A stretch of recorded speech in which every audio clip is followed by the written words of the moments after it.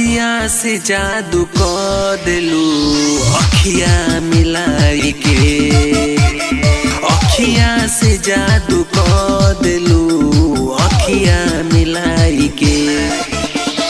दिल्ली दीवाना हो गइल, दिल्ली दीवाना हो गइल दिलवा लगाई के।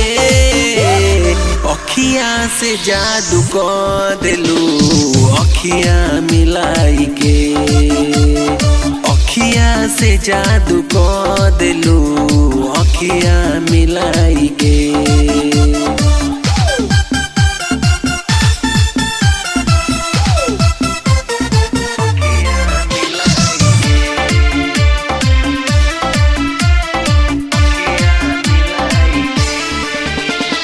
रतिया में नाही चैन बा ना नींद बा करार हो।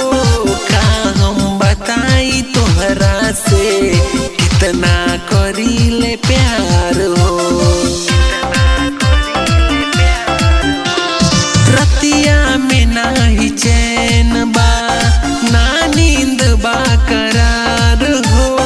का हम बताई तोहरा से कितना करीले प्यार हो। दिलवा में तू तो बस गइलू, दिलवा में तू तो बस गइलू सपना में आई के। अखिया से जादू कर देलू अखिया मिलाई के।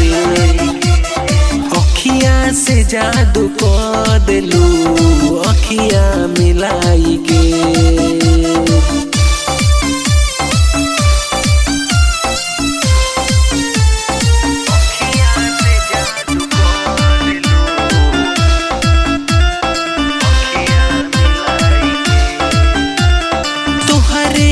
अपना माननी तोहरे के अपना जाननी। दुनिया के सारा भीड़ में तोहके पहचाननी। सब कुछ हम तो पा गइनी, सब कुछ हम तो पा गइनी तोहरा के पाई के। अखिया से जादू कर देलू अखिया मिलाई के। अखिया से जादू कर देलू अखिया मिलाई के।